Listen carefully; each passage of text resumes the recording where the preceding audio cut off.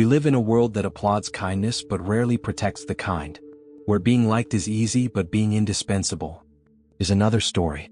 Have you ever stopped to think that maybe being too good can actually weaken you?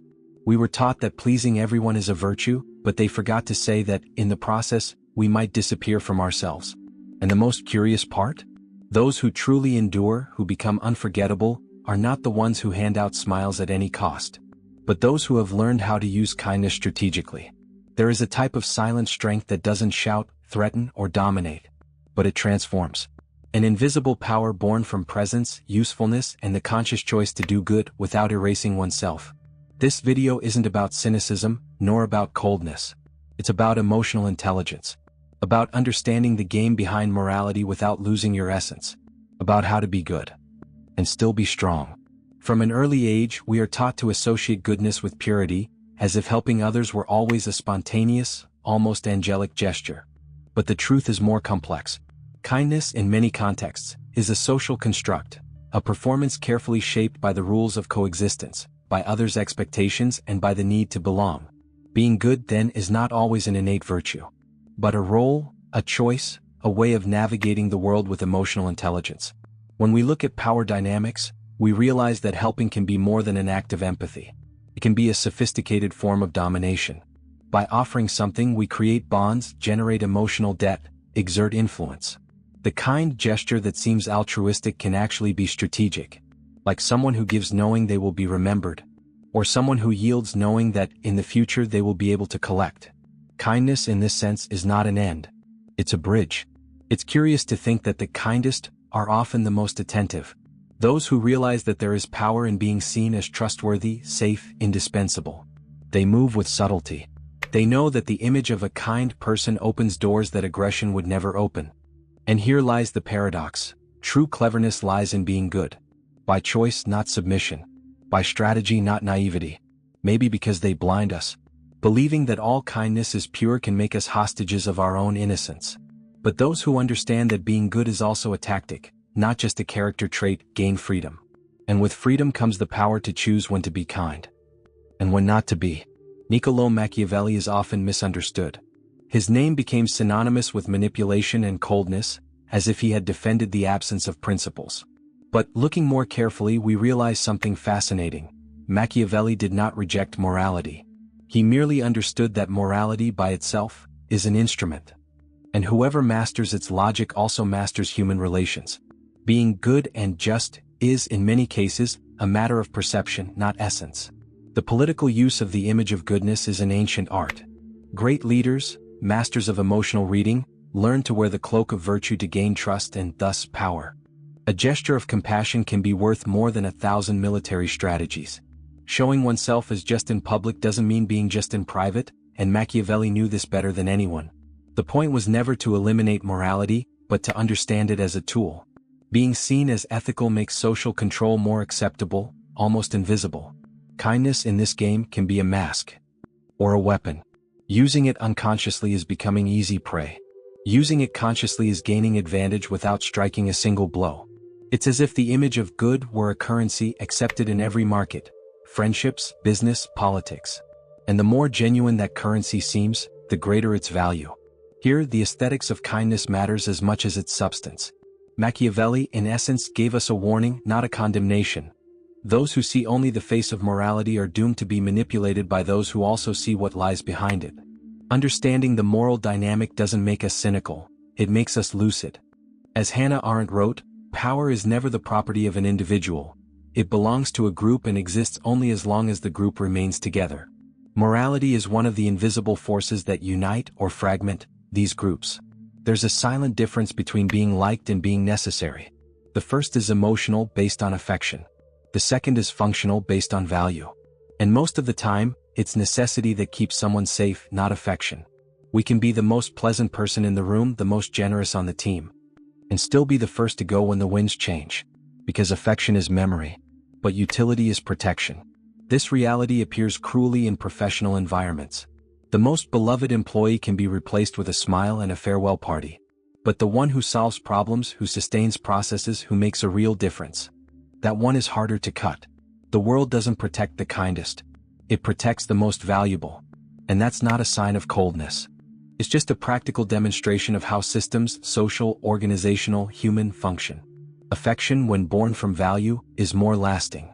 It's not the fleeting sympathy from a pleasant conversation, but the deep respect that emerges when someone realizes, without this person, things don't flow. It's the kind of bond that doesn't need grand declarations because it's embedded in the routine. A kindness that solves. A presence that sustains. A gesture that transforms the environment without asking for spotlights. Those who understand this logic stop trying to just be loved and start building indispensability. And that doesn't mean becoming irreplaceable out of vanity, but out of impact. As Confucius said, virtue does not dwell in appearance but in silent usefulness. Memory is beautiful, but necessity generates permanence. And in the game of life, knowing where to plant that root makes all the difference. Pleasing everyone is a social addiction disguised as virtue. At first glance, it seems noble to want to be accepted, liked, to be the one who never creates conflict. But gradually this pattern reveals its price: predictability. And predictability doesn't generate respect. It generates convenience. The individual who molds their actions to fit every context becomes invisible in essence, even if popular in appearance. When the focus is on pleasing, every decision is made based on others' reactions. And that weakens. Because a single mistake, a word out of tone, a misinterpreted gesture, can cause the affection castle to collapse. Admiration built on convenience is shallow. And acceptance that cannot withstand flaws is, deep down, a form of control. The nice guy, who lives to be loved, finds himself imprisoned by the constant need for approval. The paradox is cruel. The more you adapt to please, the less you are respected for what you really are. And the harder it becomes to maintain your own identity. It's as if you are always in debt to others' gaze, paying with silent concessions. Until the day you make a mistake, and everyone does, and the system that once applauded you turns its back because your value was never truly yours. It was the reflection of the image you projected. There's strength in being true even if it costs approval. Those who sustain a truth, even if unpopular, awaken something rare: trust. Because, as Seneca said, it is more respectable to fall for the truth than to triumph through a lie. The predictability of someone who wants to please everyone may be comfortable, but it will never be admirable. And in the end, it's better to be respected by a few than discarded by many. In a world driven by results, usefulness has become the new currency of value. Being useful is being desired, needed, sought after. More than being loved, it's having a place in the system, a space no one wants to lose. But that position comes with a price: the risk of being seen only as a function. When your usefulness surpasses your humanity, you become a tool. And tools, however essential, are used until they break. Usefulness has the power to keep a person at the center of decisions, silently controlling the flows around them. But this power requires vigilance. Because the line between being indispensable and being exploited is thin. The more you deliver, the more is expected of you. The more you solve, the less they ask if you're okay. The useful are valued but also overloaded. And if there's no balance, value turns into prison. Being irreplaceable is an art that is not shouted, it's demonstrated. It's that presence that, if missing, everything stalls. Not because of noise but because of the absence of flow. There is silent intelligence in those who build value behind the scenes, delivering with precision, but without being captured by the label of servant. It's what we call invisible power, not the power to command but the power to make things work. Wisdom lies in cultivating usefulness without losing identity. As Michel Foucault said, where there is power, there is resistance.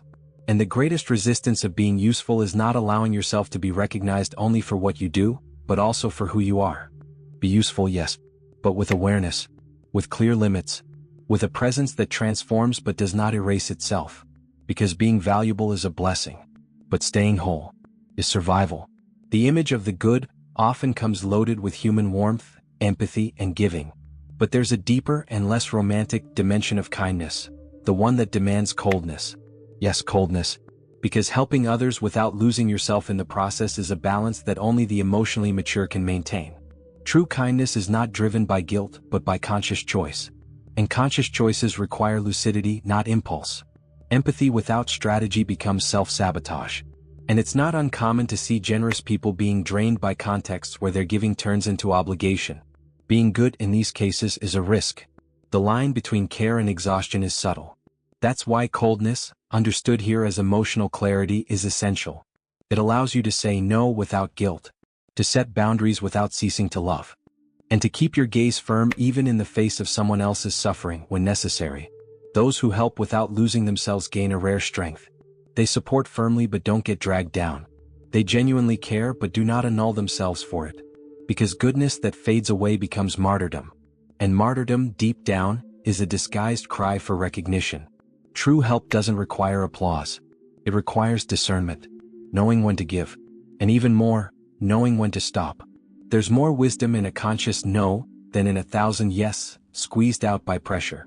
As Viktor Frankl said, between stimulus and response there is a space, and in that space lies our freedom. Being good with coldness is not becoming insensitive. It's being free to care, without breaking. And that, perhaps, is the most generous gesture of all. There is a kind of goodness that is naive, the one that has never faced pain, never seen the dark side of human nature, that believes everyone has good intentions. This goodness is fragile, because at the first encounter with real evil, it breaks. But there's another form, much more powerful, the goodness that has walked through darkness, knows evil from within, and still chooses not to hurt. This is lucid goodness, and enduring. Knowing your own shadow is what differentiates the good from the nice guy. It's knowing you too are capable of hurting, manipulating, excluding, but choosing with full awareness not to walk that path. Not out of fear, but out of strength. True goodness is born from internal mastery, the ability to contain destructive impulses, to recognize that the power you have could be used, and choosing to use it to build, not destroy. This choice, however, requires emotional maturity. The danger of being good without awareness of your own power is becoming a hostage to others. When you don't acknowledge the hardness within you, you project that hardness onto others, and become vulnerable. Those who don't recognize their own strength live constantly asking permission to exist. But those who know their own abyss walk firmly, even if in silence. Carl Jung said, "No one becomes enlightened by imagining figures of light, but by making the darkness conscious." Authentic goodness is not found in superficial brightness, but in the courage to face one's own darkness, and not be dominated by it. These are the good ones who endure, not because they never err, but because they know exactly what they could do, and still choose to do good. For centuries, fear was seen as a legitimate form of control. Being feared meant being respected or at least obeyed. But there is a subtler, much more effective force, being needed. Because while fear imposes distance, need creates dependence. And someone who is needed doesn't have to raise their voice to be heard. Their mere absence already speaks for them. Authentic respect doesn't come from intimidation. It comes from impact. From presence that makes a difference, from skills that no one else has, from vision that anticipates what others don't see. This type of presence becomes irreplaceable. Not through threats but through relevance. And those who understand this begin to cultivate not fear, but value. Not control, but lasting effect. Machiavelli, often quoted superficially, knew this dynamic. He wrote that men forget the death of their father more quickly than the loss of their inheritance. In other words, what marks us most is not pain, but the absence of what sustained us. True power lies in being missed. And being missed isn't about disappearing. It's about being so integrated into the functioning of things that your removal destabilizes the whole. Thus, it's not necessary to be feared. It's enough to be vital. To be the one who, without needing to impose, transforms the environment with their action, their lucidity, their strategic delivery. Respect earned this way doesn't fade over time. It grows. Because it's not based on the fear that paralyzes, but on the need that mobilizes. And this is a form of power no one can ignore. There's a kind of goodness that is so discreet, so well measured, that it seems almost invisible. But it leaves deep marks. It's intelligent kindness, the one that knows the right time to act, that doesn't exhaust itself trying to save the world but transforms what it touches with precision. Those who practice it don't seek recognition but results. And that's precisely why they remain in people's memory long after leaving the scene. The difference between the common good and the memorable good lies in consciousness. The first acts by emotional impulse. The second by strategic choice. They understand the context, perceive people, calibrate how much to give and how much to hold back. They are not reactive. They are intentional. And that's why their presence is felt more deeply, because it carries purpose. As if each gesture said, "I'm here for something bigger than myself." This type of person builds a silent legacy. They're not the loudest speaker, nor the one always in the spotlight. But they are the one everyone remembers when they need someone reliable. They generate impact without fanfare, change the course of things with small adjustments. Their goodness doesn't scream. It echoes. As Marcus Aurelius stated, true glory consists in doing what deserves to be written, in writing what deserves to be read. Those who act with this kind of emotional intelligence, leaving trails of value wherever they go, don't need to fight for space. They are remembered, not for the noise they made but for the absence they leave, because what truly transforms is never forgotten. For a long time, being good was associated with being docile, submissive, easy to deal with. But that model is collapsing. Today, true goodness is no longer measured by the number of concessions made, but by the impact generated. Being good in today's world means being transformational. It's having such an essential presence that your absence disorganizes. Kindness is now synonymous with real value, not expected behavior. The kindness that really moves the world doesn't seek to please. It seeks to make a difference. It's the ability to touch lives with purpose, to make environments more lucid, relationships more conscious, decisions more humane. It's an invisible but irreplaceable power. Those who carry it transform what they touch without needing to dominate. They don't impose. They radiate. And thus they are necessary. Because where there is meaningful presence, there is growth. Where there's only sympathy, there's stagnation. Being good in this new time demands courage. Because it means stepping out of the nice guy role and taking on the role of reference. It means being honest even when it's uncomfortable, being firm even when softness is requested, being just even when it displeases. It's about moving beyond merely being likable to becoming someone no one wants to lose, not out of obligation but out of real recognition of value. Perhaps, in the end, the most powerful kindness is the one that doesn't need to justify itself. Like a silent force that keeps the world moving even when no one is watching. This is what separates those who try to be good from those who truly are. And today this difference defines who stays and who disappears, who influences and who is forgotten, who is just friendly, and who is irreplaceable. True kindness is not an act of submission. It's a silent affirmation of power. Not the power that imposes by force, but the one that is sustained through presence and absence. The world doesn't need more nice people trying to please everyone. It needs lucid, conscious people who know how far to go without losing themselves, who understand their own value and for that very reason choose goodness with wisdom. Something here touched you? Comment. Share your experience. Have you ever felt that you were good and still disposable? Or have you had to learn to be good with intelligence so you wouldn't fade away? Your story might be the answer someone else is looking for right now. Subscribe to the channel and activate notifications. Not because I asked, but because, if this content made a difference, the next one might transform you even more.